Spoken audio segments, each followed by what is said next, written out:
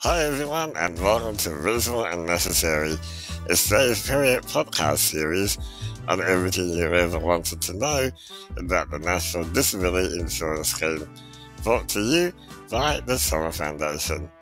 I'm your host, Dr. George Taleporos, and on today's episode, we're talking to Senator Jordon Steele-John about what we need to do to get the NDIS back on track. Check it out. Hey Jordan, welcome to the show. Hello, George. Great to be here with you, matey. Look, I've been following your parliamentary career for a little while. I know that when you first entered the parliament, I was very excited, and I was like, finally, we've got one of our own in there. Yes. And you haven't let us down, have you? Oh, thank you. Well, I'm really glad to hear you say that, mate. It's been a wonderful couple of years, and I've just enjoyed every single minute of being able to work alongside, as a Green, working alongside the disability community to get some great outcomes. It's been an absolute joy, and I'm looking forward to continuing to do it. Yes, exactly. Now, I want to get your perspective on the NDIS. There was a pretty big thing that happened a few weeks ago. You were a strong campaigner against the introduction of independent assessments, and there was an outcome that was completely, I'd say, out of the blue in terms of what I saw coming. How did you feel, and were you surprised? Well, I felt incredibly proud of our community, George, and the way that so many disabled people worked together alongside the Greens from the minute these terrible proposals were kind of floated a couple of years back, right up until the kind of crunch time meeting in June, to put pressure on the Liberals and to share our experiences and our concerns in a way that resulted in the proposals being dropped. And I remember when the news kind of broke, initially I felt quite a little bit suspicious, like kind of like it's a trap kind of situation.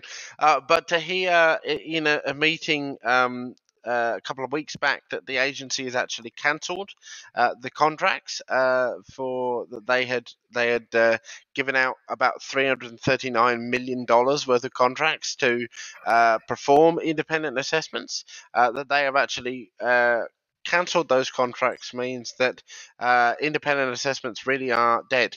So that is fantastic, and that is a testament to, I think, our shared power as a community. The Liberals tried to do something about us without us, tried to force these changes on us, and working together between the disability community and the Greens, we were able to activate and make those calls to MPs and to decision makers and bring incredible pressure to bear in such a way that Morrison was absolutely humiliated by this result, which I think is a wonderful thing to achieve as a community. This absolutely the thing for me was that I had a bit of my faith restored in democracy because you when this policy was introduced, it was done in a way where it was kind of like decided for us, and we sort of had to do all this work to say, "Oh, hello, here we are. Maybe talk to us and see what we think, and see if that's the direction that we want to take." And for a long time, I mean, the government wasn't listening to us at all. It really did change, I think, when when your fellow WA person, Linda Reynolds, came in. She did really turn it around a bit, didn't she? Well, I think what happened is the more we learnt about these these processes that the government wanted to subject us to, and the more that evidence that was gathered through things like the Senate inquiry process that I participated in, the clearer it became that these processes were not only not going to work, they were going to be extraordinarily harmful. They were Uh, going to fail to capture accurately the needs of us as disabled people, and they were going to result in people not getting the support that they needed to live. And I think that motivated great opposition in the community. The the questions that we were asking, the agency and the government just didn't have answers to. I think actually the watershed moment came again when, in the week leading up to the disability ministers meeting in June, we had disabled people across the country, making calls, and contacting their disability ministers, saying, "Go into this meeting and say no. We do not support these changes. You will not change our NDIS without the consent of disabled people." Combining with the willingness of the ACT's disability minister, Emma Davidson, who's a Green minister in the ACT, to actually go into that meeting and very clearly say before she went into that meeting that she was not going to consent. And then that it gave space for the other ministers to follow and kind of give in to the pressure. So I think once again we see the Greens and the disability community working together. It is the story of this outcome, and really the ability of our community together to wield the veto over changes to the NDIS, that are not co-designed, and don't have our best interests at the centre of what they're about. yes, you're absolutely right. We need to give full credit to everyone that wrote to their local MPs, everyone that spoke up and clearly sent a message to the government and people like yourselves, people like Sam Connor. There were lots of people who were Mm. very loud and very clear in the message. And I also think that credit to the states, like they were very clear as well in wanting to understand what the whole point was behind this and how it would impact on people with disabilities. So collectively, I think that it was definitely a team effort. I'd like to, Absolutely was. yeah.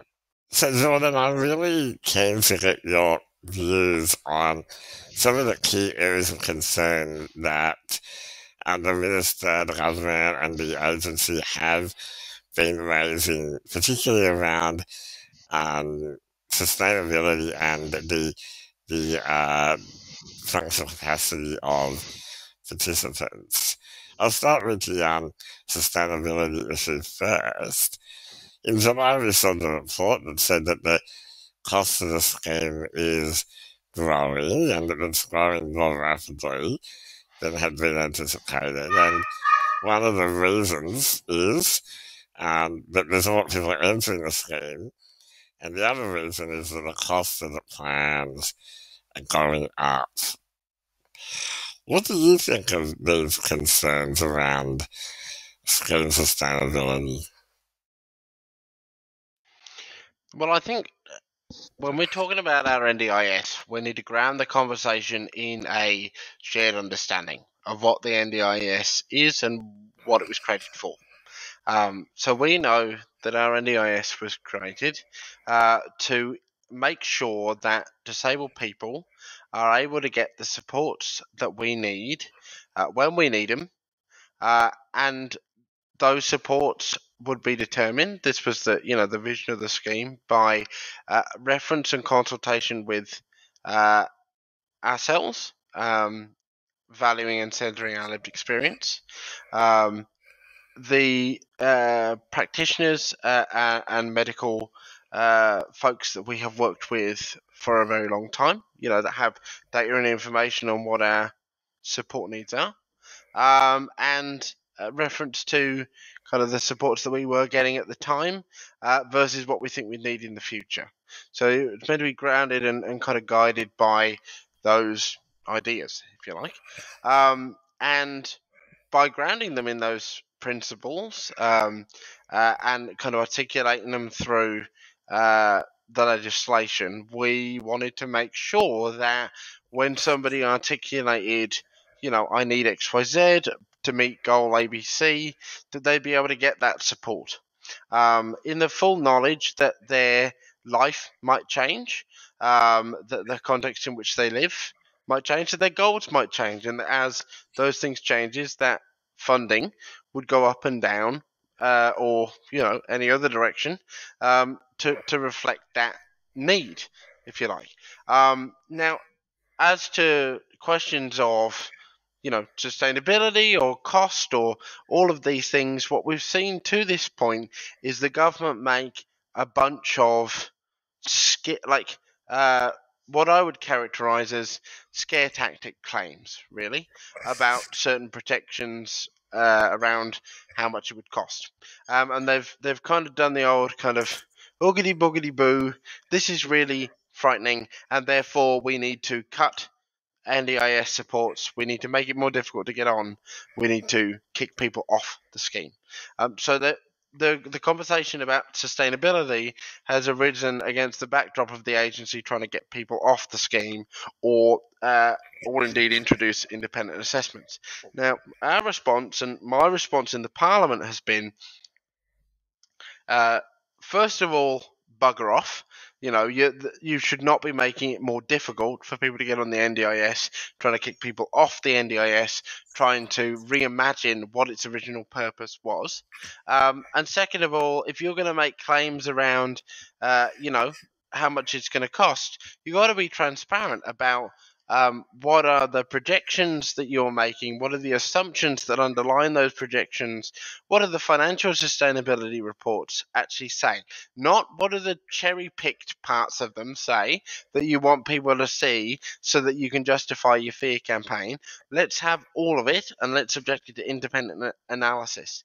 And at every step of the way, the government and the agency have refused to provide that information, not only to the Senate inquiries that I've been part of, but also to the ministers, the state and territory ministers that co-run the scheme alongside the Commonwealth. So I think we need to be really focused on what did we create the NDIS for, remembering, of course, that its purpose around giving people the support that they need to live a good life is actually a reflection of our broader Australian community value of fairness and justice, and that there is great support for us as disabled people getting those supports. And then any and all claims made about the NDIS need to be able to be tested. The evidence provided for them need to be able to be subjected to independent analysis before we make any, changes or even start conversations based on those, projections or suggestions. So I guess my short answer is, George, that, this is a scheme that's meant to be there for everybody that needs it, to provide them the support that we need to live a good life. It's supported by our community. And if you're going to make any suggestions about how to change it, you should be willing to be upfront and transparent about, the underpinning assumptions. And so far, the government hasn't been. Yeah, that is really critical, isn't it? We need to get the data, and we need to fully understand the problem that if there is a problem.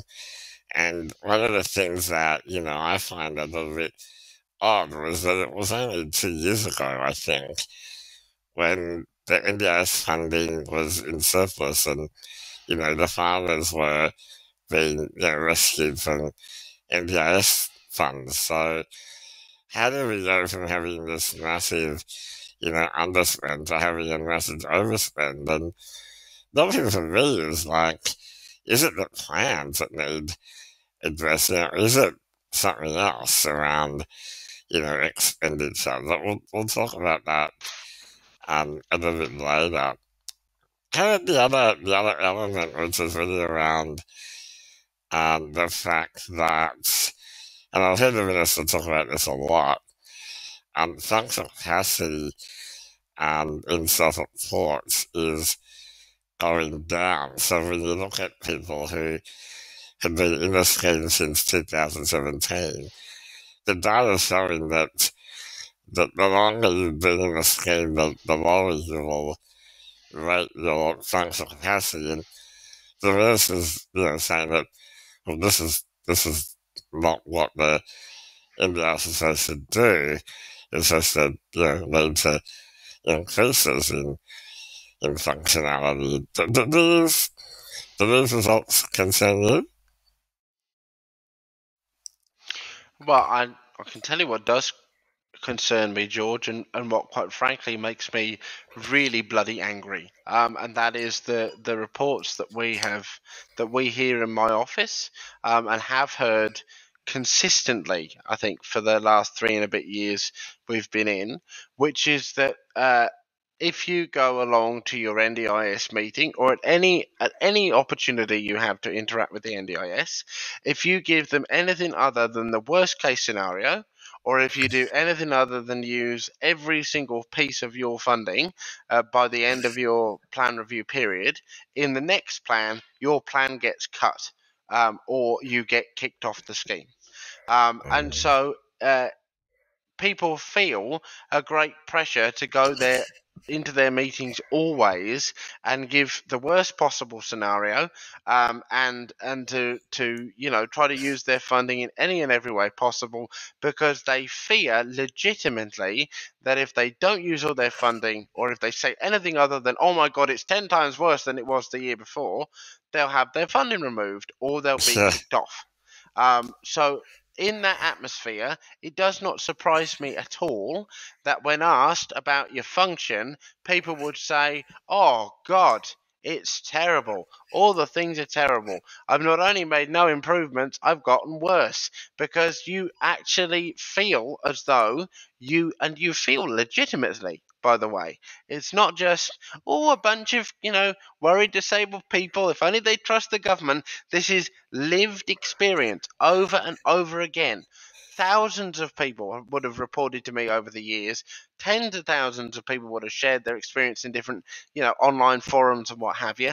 If you say anything other than I am, awful and I need more money, you get your money cut, because the Liberals have instilled that culture into the agency, and the agency leadership have picked it up as part of their never-ending quest to cut the NDIS and kick people off the bugger. Now, to the actual detail of the data that's released, to be honest, George, I don't trust it any more than I trust these claims that are being made about the amount that the scheme is costing. These ideas about people's functional capacity declining were introduced in as part of the fear campaign to sell independent assessments. And only a couple of months ago, in the last quarterly report, if I remember rightly, the agency specifically said, these forms of collecting data are unreliable, and so not so many conclusions should be drawn based on the bunch of data that we're showing you here. And then in this report, they're saying, oh, alarm bells, people's functions declining. So I think the agency and the government, the Liberals, are presenting the information that they want to present in a way that they think will help them save their argument, and sell their argument. And I think we as a community have a right to say, nope, this has got to be put to independent analysis. Because at the end of the day, both the government and the agency have completely dissolved any level of trust. between the community and themselves in the way that they tried to force independent assessments through. And I've told this repeatedly to the minister and the agency. We're now at a position where we cannot trust on face value anything you give us, anything you tell us. So if you want to make a claim about our scheme, you better pony up the data so that it can be independently analysed. And if you can't, then we better just stop the conversation there. Because so far, all we've had is spin and fear mongering from people leading a scheme that should actually be centred on and was created to facilitate us disabled people getting the supports we need to overcome the barriers created by ableism to live a good life. That's what it was for. And that's what these people seem to have forgotten. I was listening to you when you were talking about the reasons behind why people would, say or report deterioration or less functional capacity. And I was kind of thinking, we've got a real problem here, don't we? Because if we've got, this lack of trust with the government, and then we've also got like the system cutting people's funding for reasons such as I don't know, not spending it or not putting things in a positive light, then what do we do, Jordan? Like, it kind of feels like, that would be, if an advocate for independent assessments was here, they'd say, oh, well, that's why we need independent assessments. Well, I think we've got to actually challenge this whole conception that people we should be measuring increases or decreases in people's functionality as a measure of success, even if we could measure it, successfully. Because at the end of the day, here's the critical thing: the NDIS is not an insurance scheme. It's not an accident and insurance scheme. It is a social insurance scheme, and it must. You Can you might explain that you for can't people that understand it might without not know? recognizing that. Yeah, of Because, course. what's the Yeah. difference So an between... accident and insurance.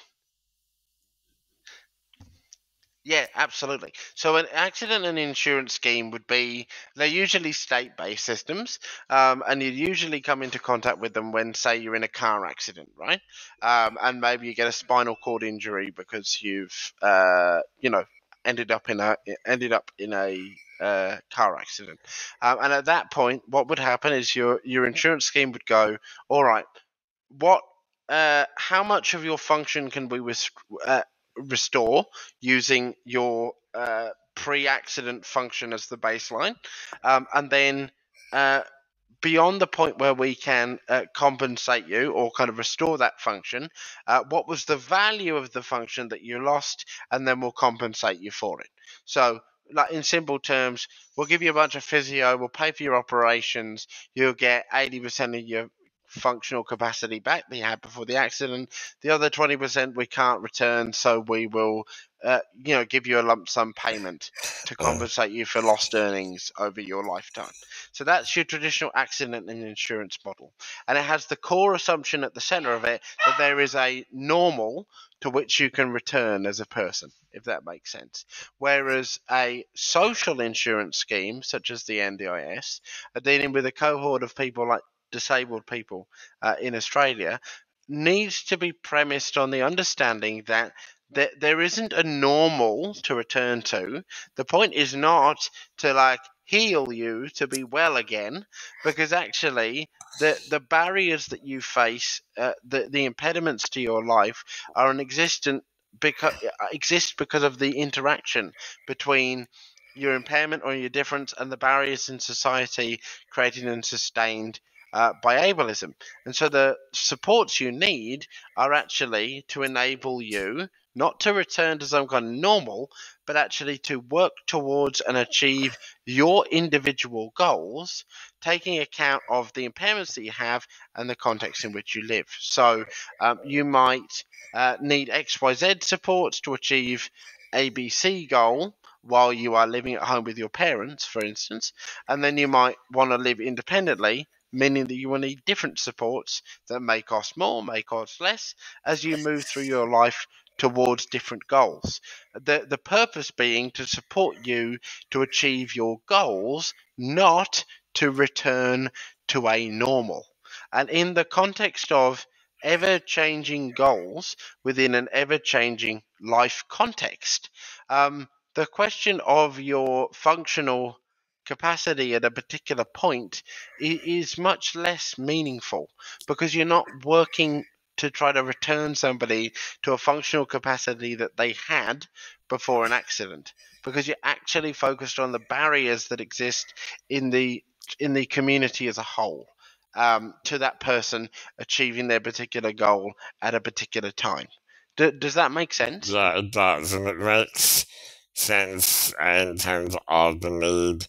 One of the things that the independent assessments were throwing out was the concept of goals, and that goals weren't important. But Mm, clearly, through a social insurance scheme, goals are front and center, to what you absolutely. would need. Yeah.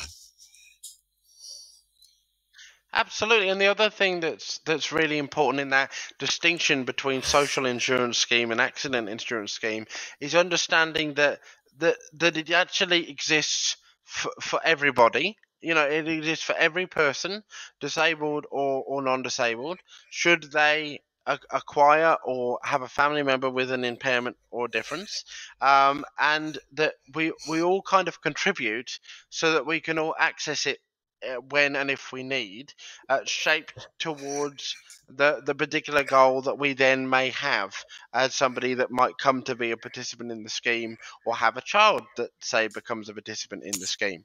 So it's much more akin to, say, your Medicare, or it should be much more akin to, say, Medicare, where we all contribute.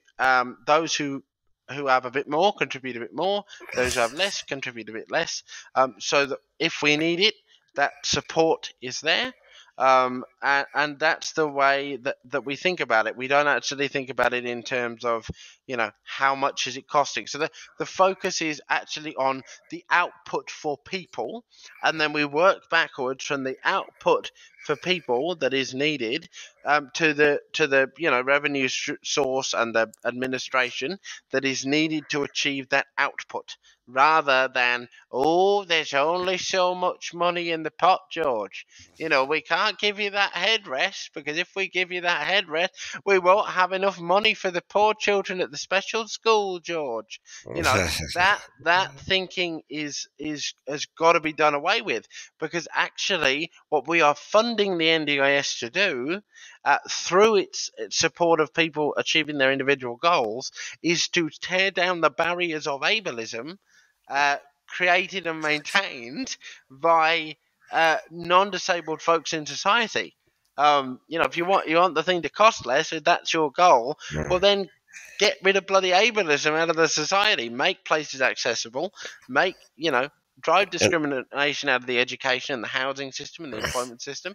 That's the solution, not cutting people's plans and kicking off the NDIS. and this is where the tier two, or the information linkages and capacity element of the scheme, the part that's largely, you know, not talked about, because it's not as interesting to the media, really. But the role of ILC in connecting people with their community, in addressing ableism, as you said, peer support, all that stuff. If you invest in that, you will bring down the cost of the scheme in the longer term.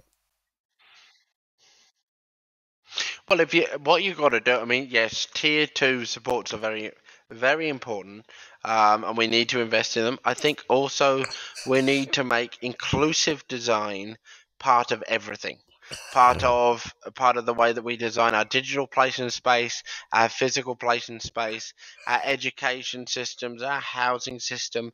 Everything needs to have inclusion of disabled folks at the centre, so that as we build new things and bring new programs into the world, we're making them inclusive and accessible for everybody. as we should be doing under our commitment to certain international rights conventions, most certainly. But we can't.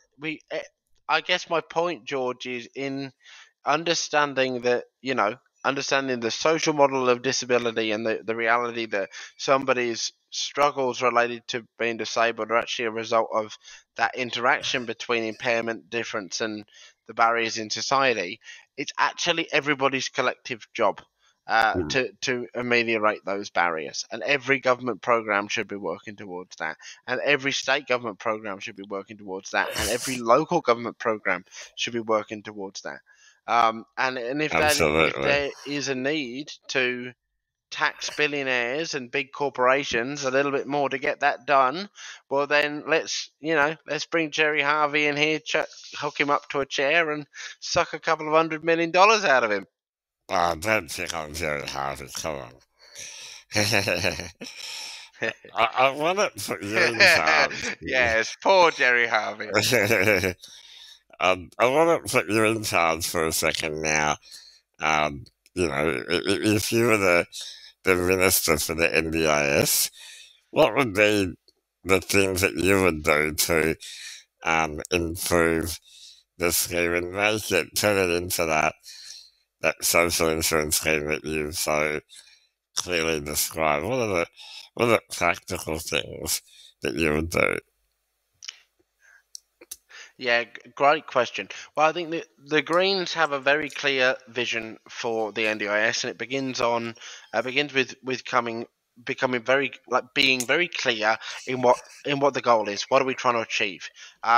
So we believe that we need to have an NDIS that is there for every disabled person that needs it, regardless of where they live, regardless of what their support needs are.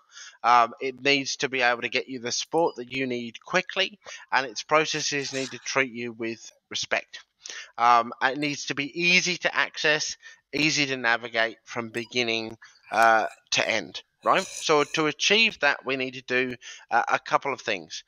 One, we need to make sure that we hire more people to work at the agency to bring those wait times down, because we know that people are waiting too long, speaking to too many different people at too many different points, because actually we've got 3,000 odd people working there in a scheme that actually needed about 10,000 people to run it properly. So we need to hire more people to bring those wait times down so that people can get in and get what they need quicker. We need to make sure that those folks are trained properly, and that we have an increase in the number of disabled people working in the scheme, so that people that you are talking to actually get it. They have a lived experience, they have an expertise, they've been trained properly to do that work, so that we don't have any more, is Down syndrome permanent type situations. Then we need to make sure that these artificial barriers that have been erected inside our scheme by the Liberals are brought down. So we need to make sure that people with psychosocial disability, people with chronic illness, are able to access the NDIS easily. So we need to get rid of those barriers to being eligible, so that everybody can get what they actually need without this kind of, no, it's meant to be the health system. No, it's meant to be the education system. When at the moment it's, that just ends up meaning it's nobody. So we need to address those eligibility criteria constraints and make sure that whether you've got ME/CFS or you've got any of the chronic pain conditions, if you've got a psychosocial disability, you can get in, get the support that you need. I don't want to hear any more about, oh no, this is the mental health system's response. Under a Greens run NDIS, it will be clearly something the NDIS deals with, and deals with quickly and respectfully without any of this silly stigma that exists around, if you have a mental health challenge. And then finally, we've got to get rid of the the awful cutoff at 65, where you're no longer able to be eligible for the NDIS, and you're just kind of left to the aged care system that isn't able to support you. So we want to see an expansion of the age criteria, so that it actually doesn't matter what age you are, you're able to get on the NDIS. So that's just a couple of things that we want to do to make sure, like I said, that everybody can get it wherever they are, quickly and respectfully, without having to feel like you're fighting the system that was set up to support you. I like a lot of what you said. The one thing that I would want to clarify is, how do you stop? One of the things that's really important, I think, is that all parts of government and society, continue to do what they've got to do for people with disabilities and whether, in the education system or the health system. I don't want to go to school and, the school's like, no, you're the NDIS's problem, go and study at the NDIS school, or, we need to be really vigilant that all systems of government start to do what they need to do to be inclusive and meet the needs of people with disabilities. So how would you address that in your approach? Yeah, absolutely. So the other two things the Greens are going to talk about, and we are talking about ahead of this election, is the need for two fundamental changes. We need a proper national disability strategy that encompasses all of what you've been talking about, and make sure that there's a realization that actually confronting ableism and breaking down the barriers it created is every department's responsibility, so that you don't get that buck passing. And that looks like actual, tangible, measurable commitments. Like, for instance, an Australian public service employment quota of 20%. In the Australian public service for disabled people. It looks like a actual plan, like a stepped out plan to eliminate segregated education and ensure mainstream inclusive ed for everybody by 2030, in line with the Australian Coalition of Inclusive Education's outline for that goal.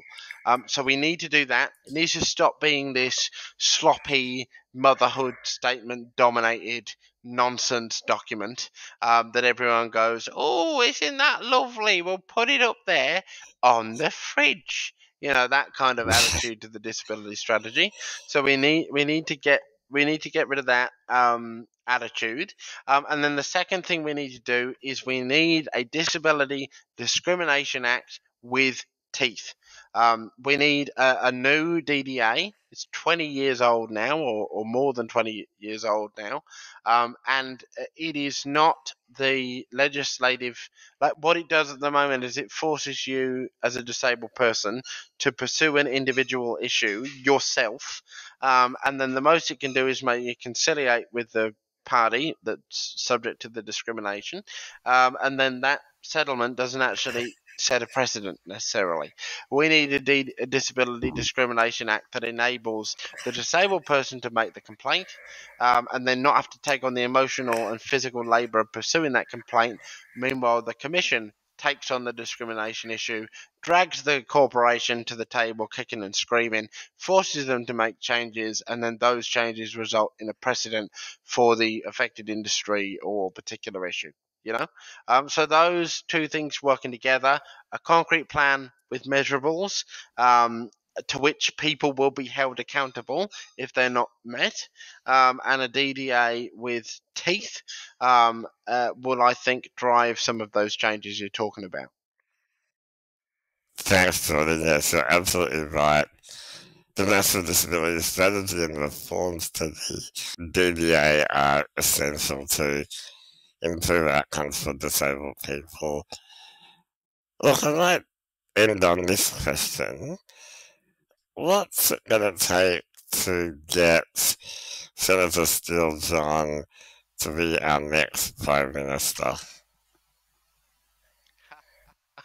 Oh dear. I can only imagine the look on some people's faces at that idea in the Labour Party and the Liberal Party. It's quite funny. I think that we have an incredible opportunity in the aftermath of our wonderful demonstration of power as disabled people in defeating independent assessments, to now look at the NDIS and the disability policy space generally that we want to see. And I think that well, I really, to be honest with you, George, I'm really quite excited about the federal election because it is, in many ways, closer than many people think. I think that the Liberal Party is very much on the nose. The Labour Party need a like a bigger swing than I think they will get to win government in their own right. And even if they were to win government in their own right, I think their track record on some disability policy stuff isn't too great either. And probably the ideal outcome would be the Greens in shared balance of power, meaning that we'd kick out the Liberals, but still, when it comes to the NDIS, we'd hold the balance of power as to what changes are that we need, and that's how we'd actually get it done together. So I think that's what really excites me, is actually the idea of being able to, be in a position after the election to refound our NDIS, to fix the issues that have developed through 10 years of total mismanagement, and also to address those other things that are outside the remit of the NDIS that are so vital to creating an accessible and inclusive society for everyone. Yes, very interesting times coming up. Jordan, thank you. You've been great to talk to. I really, really look forward to seeing your political career go from strength to strength. You really are a fantastic advocate, and you have my full support. Thank you, Jordan. Thank you so much, George, and thank you for the work that you do. You've been an invaluable source of information over the last couple of years. I've really appreciated your help and guidance at times, and I really look forward to continuing to work with you to get some good bloody outcomes for our community. Thanks. See you next time. Cheers, George. See ya. That's all we have time for on today's episode of Reasonable and Necessary, brought to you by the Summer Foundation. To be notified of future episodes, don't forget to hit the subscribe button and the notification bell. Thanks for watching, and until next time, stay well and reasonable.